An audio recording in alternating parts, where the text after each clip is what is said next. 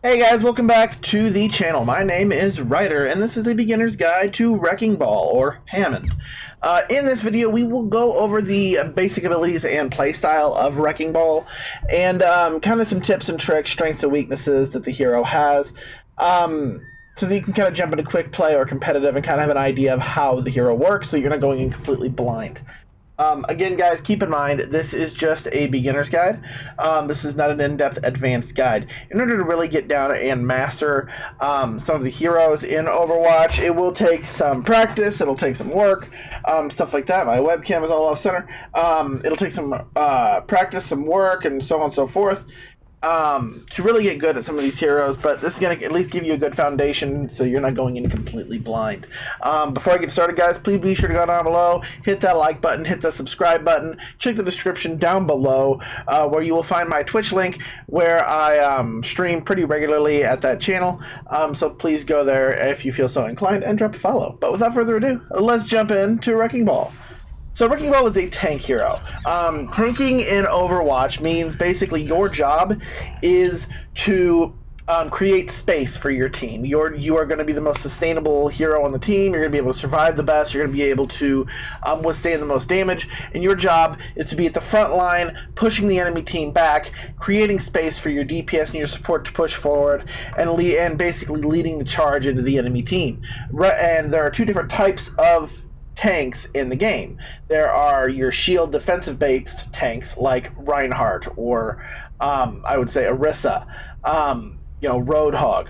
Then there would be your tanks that are dive tanks, and Wrecking Ball is one such dive tank. Dive tank's job is to basically be the disruptor, the pusher, the one that is going to run in there and create as much chaos as possible to become the center of attention and disorient the enemy team and cause as much chaos as possible, and Wrecking Ball is very, very good at this. So let's jump into his kit. So Wrecking Ball's primary movement is not very fast. You don't have a very fast movement speed, just kind of walking around like this. However, his main ability and his main gimmick is when you hit the left shift button on PC. I don't know what it is for console, I apologize. But whenever you hit the left shift button on PC, you retract into ball form. This will be your primary mode of transportation. You will basically be playing in ball form for the majority of the game. While you're in this form, your movement speed is a lot faster. You can traverse around the map faster than pretty much anybody else in the game.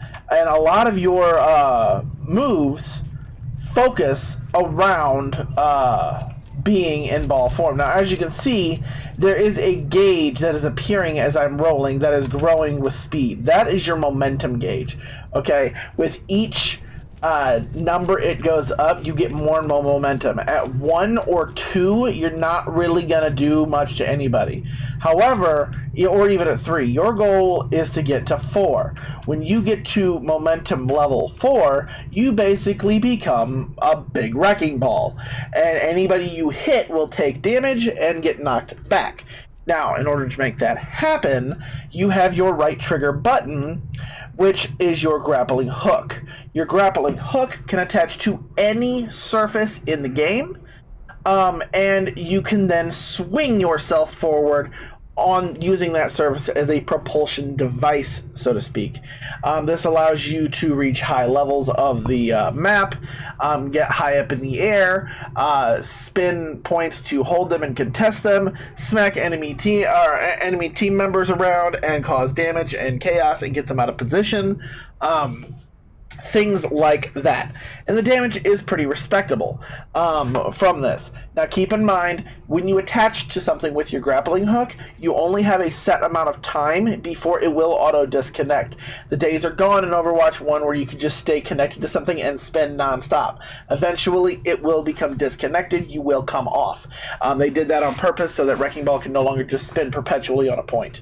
It was kind of broken, but as an example, you can hook and roll forward, and as you can see, the fire that was or the steam or whatever you want to call it, was shooting off a Wrecking Ball there. You can kind of see when you see that animation around Wrecking Ball, that means that anybody you hit is going to be taking damage. Now you got about 4 seconds on a cooldown for the grappling hook, so you won't be able to do it like right away. But if you time it right, you will be able to. Now, his other ability is his ground pound or slam. He can only do this when he is in the air. When he is in the air, you hit your left control button or whatever it is on console, and you will basically spin in place and slam at your point of directly below you. Anybody hit will take a huge burst of damage and be knocked into the air. This will also destroy anything in the vicinity, such as Junkrat traps, mines, venom mines, stuff like that. So you can swing in, go in, hit that, and bam, you slam down. This generates a respectable amount of ult charge, and it also does a pretty good amount of damage, and it's a good way to set people up, knock them out of position, and allow some pretty easy picks. And then, of course, he has his adaptive shield. His adaptive shield is basically a temporary extra health shield that gives you more health based off of the amount of enemies nearby you when you use it. So the idea is to pop that when you are surrounded by enemies to get the maximum amount of shielding possible from it. So all of those are his base abilities. Now, he does have his primary fire, which can only be activated while he is outside of ball form. This is just his little miniguns. You have 80 rounds. The reload speed, however, is relatively long, but you do pretty respectable damage with this. But honestly, I mean, here's the thing. Like, Wrecking Ball does respectable damage, but his kit is all in being disruptive and smacking people around and stuff like that. I'm going to get into some of the tips and tricks because I play a lot of Wrecking Ball, and it's very easy to be a bad Wrecking Ball. So I'm going to kind of give you a couple of tips and tricks to kind of prevent that. And then, of course, his ultimate is his Minefield. When you pop this, he will drop a field of mines that will activate approximately a second to a half second after he throws them out. These mines will stay active for a little bit, and any enemy player that gets caught in this minefield will trigger them and get basically blasted to smithereens. This is a great way to do area denial for a point, area denial for a payload, getting people away and cut off from getting to the point, stuff like that. It's a good stall tactic, a good way to really disrupt the enemy team, because those mines, they're not very big. And you're going to see that here in a second. And you swing in, you drop these mines, and as you can see, they're all up, and there they are. Any enemy that steps within these mines will just get blasted to oblivion, okay? You can make them have a wider spread if you pop the mines while you're in mid-air. I personally prefer to have them bunched up, but you can do it that way as well. Couple of things with the mines: they are attackable and destroyable, so you know enemy team members can shoot them to destroy them. Good counters for this: if you're facing a Wrecking Ball and they pop mines, Reinhardt can walk his shield into them and blow them up. Zenyatta can pop Transcendence and run into them and blow them up. I mean, there's a lot of different things that you can do to. Sigma can throw his shield in, however, not as effectively, but he can throw his shield in to blow them up. Things like that. But those mines are very good area denial, and they're good to get a few very easy picks as you go along. That is his kit. Now, I'm going to get kind of into some of the nuances of Wrecking Ball and some pitfalls, some tips and tricks, because I see Wrecking Ball played, and he's not played very effectively, and I see a lot of misconceptions about Wrecking Ball. So here is the main thing. Wrecking Ball is a dive tank, and he's a dive tank a little separate from Winston and D.Va. In the fact that his abilities do not circle around the ability to peel very easily. So your team has to basically know how to work around your disruptive attitude, your disruptive actions. Hammond is never going to be able to peel for a healer like a Winston or a D.Va can. You know, Winston, if a support player on your team is being targeted, Winston can dive in, spam out, lightning all over them, get there in their face, leap on them, things like that. If you know, if Diva goes in and peels for a support, she can defense matrix, she can shoot back and cause a lot of damage and get right in their face, booster them back, things like that. Wrecking Ball doesn't really have those tools. I mean, he can pile drive them, he can swing in and smack them around a little bit, but it's not going to be anything that's going to really stop them from what they're doing. So keep that in mind when you're playing Wrecking Ball. Your team, if they're getting picked off in the back line consistently because of you playing Wrecking Ball, it might be a good idea to swap, just because at the end of the day, a tank's job is to protect their team, and if your team is getting rickrolled by the enemy team because you're too busy causing chaos, then obviously you causing chaos isn't really saving the day or causing anything good. Now, that being said, a couple of things with Wrecking Ball. First and foremost, he is all about moving fast. I would not recommend Wrecking Ball to a very new player, but if you choose to pick up this hero, it helps you to know your escape route when you're going in, and it helps you to know where your health packs on the map are. Any support player worth their lick of salt is not going to chase Wrecking Ball into the point. It would be suicide for them. So it is going to be up to you to know when to get out and know how to get out. So you need to know the layout of your maps before you charge in. When I'm playing Wrecking Ball, I am sitting there and I'm evaluating, okay, who's on the team, where am I going to go after I slam and after I go in, and what am I going to do? It's all based off of how badly they're focusing you. With me, I will run right in here, and I'll roll, I'll hook, I'll swing, I'll pile drive right in, pop out, I'll start lighting people up, lighting them up, right? They start to target me, I'll pop my shield, pop in a ball, I'll roll away, and I'll hook, and I'll swing away. And I'll find me a health pack, grab me a health pack, let my grappling hook recharge, and then go right back in, and bam, go right back to it, and slam back down again. Pop my mines, you know, throw them up, and as you can see, they do a lot of damage. You will generate ult charge at an alarming rate as Wrecking Ball. You will do a ton of damage. It's not uncommon for Wrecking Ball to do more damage than pretty much any DPS that is on your team if you are playing it effectively. It's good and easy to get picks. As you can see, they take a pretty good amount of damage from Pile Driver. They take a good amount of damage from your knockbacks as well. You know, these are all things to keep in mind. But the most important thing for Wrecking Ball is you need to know when to get out. You need to know you cannot overstay your welcome. You don't want to get caught by the enemy team. Your goal is to get in, cause damage, cause chaos, create space, and then the moment they start to focus you, you get out while the getting's good so that you can get back to your team, get healed up, get a health pack, go back in. Okay? Don't go in there like Rambo and stay too long and get yourself killed. At that point, you're just feeding, okay? Don't do that. Just keep in mind your cooldown of the grappling hook. Keep in mind where you need to go for your escape route when you go in. Know, like, for example, I know in King's Row, on the first point, when you're trying to capture the point, I hook to that statue, I swing in, I smack, go in, pile drive, bam! I already know I'm going to pop my shield, I'm going to pop out, I'm going to start shooting people. They start to turn and focus me, I'm going to go hook to the building and swing right the hell back out, over the archway and back to my team. That now has done a couple things. One, it's built me a ton of ult charge. It's possibly gotten me a pick if I've gotten a couple of lucky picks and hits and slams. It's put some pressure on the enemy team, drew their attention away from my DPS and away from my supports that are hopefully pushing in behind me and getting picks while they're distracted with me.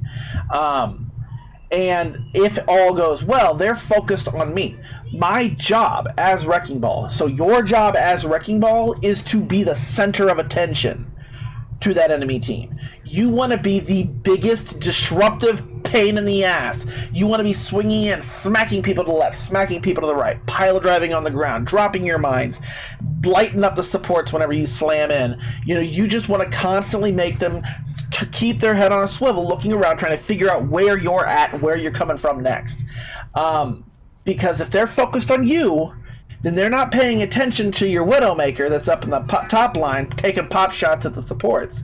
If they're paying attention to you, they're not paying attention to the fact that the Reaper just flanked behind them and they're coming up and lighting the shit out of their tank. Okay? Your job is to be that disruptive force and be that center of attention for the enemy team, to distract them long enough for your DPS to go in and capitalize on the space and the chaos you are creating. Okay? So keep that in mind. Know your escape routes, know when you've overstayed your welcome and when to get out, and use your abilities smart. Okay? Don't be dumb about it. Okay? Now, couple of strengths and weaknesses with Hammond. Things he is very weak against, and things that if you are facing against these, you really need to keep in mind. One of which, Reaper. Okay, Reaper will light him up like a Christmas tree. He's a huge ball, okay? Just like Winston, he's a huge target. Reaper is slow, but effective, and he has Wraith, and he can light Hammond up in a matter of seconds, okay? Another one, Mei. Okay, Mei is definitely a challenge for Wrecking Ball. She can wall off, blocking his escape routes. Her endothermic blaster slows him down. Anything that slows his speed is a problem, okay? You don't want to be slowed down. Junkrat can be a kind of a problem as well if the Junkrat is smart and knows when to lay his traps. If he lays his traps down, you roll and you get trapped by a Junkrat trap, hey, you are a sitting duck now, buddy. Same thing with a really good Ana. If you're facing a really good Ana and she sleep darts you, you are now a sitting duck. As well as with the anti-nade. But the biggest counter to Wrecking Ball is Sombra. If the enemy team is running a Sombra, for the love of God, don't play Wrecking Ball. Okay? Sombra, if she hacks a Wrecking Ball, kicks him right out of the ball form, which makes him 100% vulnerable, can't get away, can't run away. Yes, the hack only lasts for like a second, but it's that second is all it takes for that enemy team to light you up. Okay, so if they have a Sombra on their team that is worth their lick of salt, do not play Wrecking Ball. You will get destroyed if that Sombra is worth any lick at all.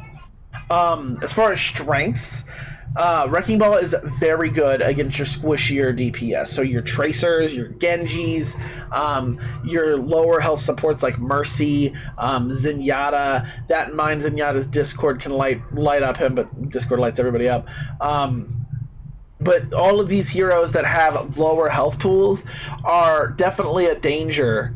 Are definitely in danger whenever it comes to a Wrecking Ball coming in on them, because that pile drive will take at least half, if not 3/4 of their health away just from the pile drive.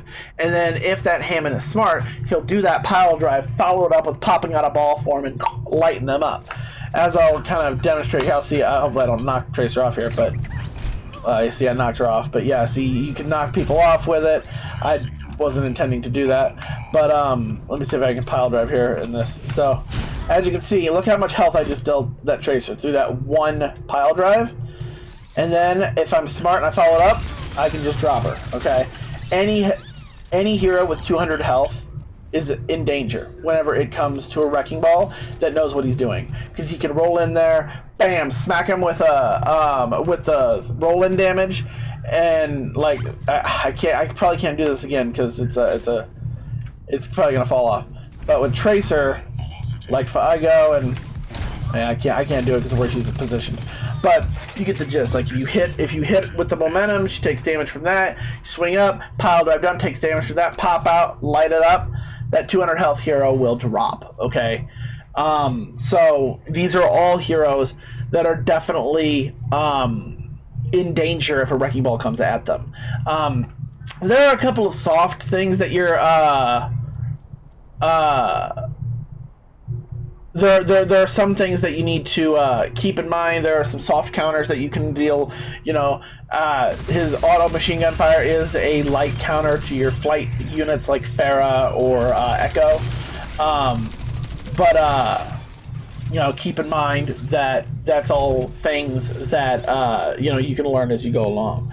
But anyway, guys, that right there is your guide to Wrecking Ball. If you guys like what you saw here, please be sure to hit that like and subscribe button. If you have any further questions, leave a comment down below and I'll answer them as quick as I can. And I will see. Thanks for watching, and I'll see you guys in the next video. Peace.